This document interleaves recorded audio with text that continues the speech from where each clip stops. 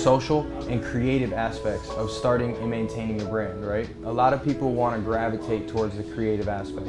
This is all about design and scheduling and building collections, right?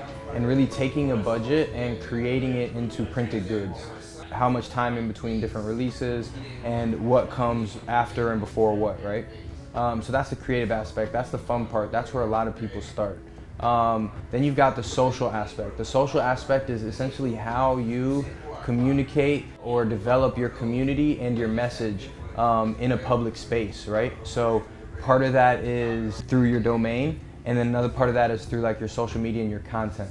So that's what we talk about in the social aspect. And you've got the legal aspect. The legal aspect really just talks about your permission and your protection, right? I'm not a lawyer. This is not legal advice. I use the word legal like with quotation marks, just because it highlights essentially two categories of which I call permission and protection, right?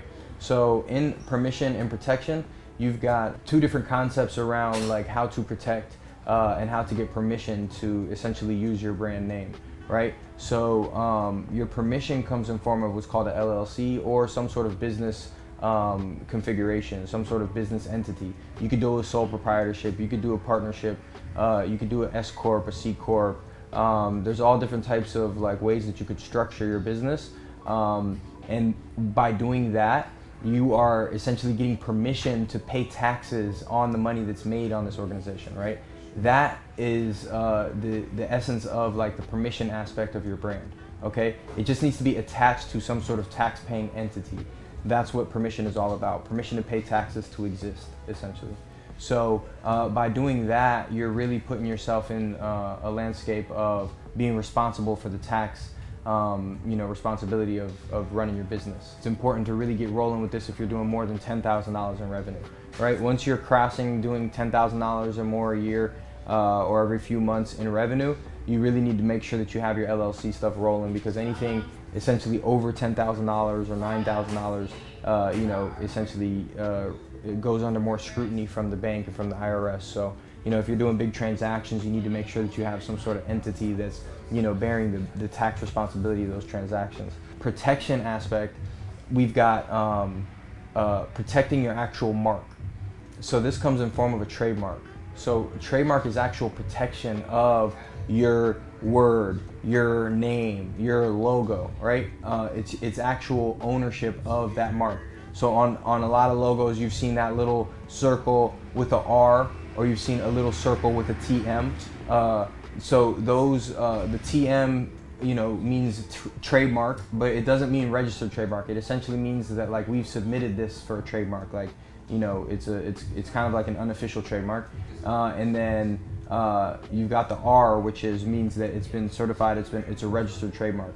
Getting protection on your brand, like getting a trademark, could take anywhere from 3 to 9 months to actually go through the process, right?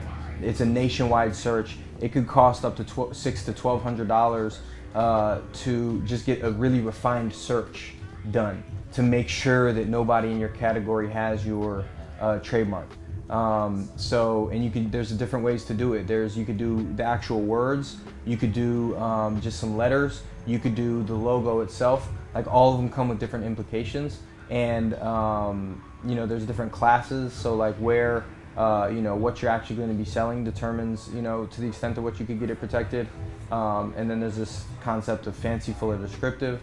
So what you're getting protected can't be too descriptive about what you're doing. So if you're selling T-shirts, you're not going to be able to get the name T-shirts trademarked, right? But if you're calling your company T-shirts and you're selling watermelon, then you might be able to get something trademarked with the word T-shirts in it, because it's fanciful, like it's not descriptive about what exactly you're doing.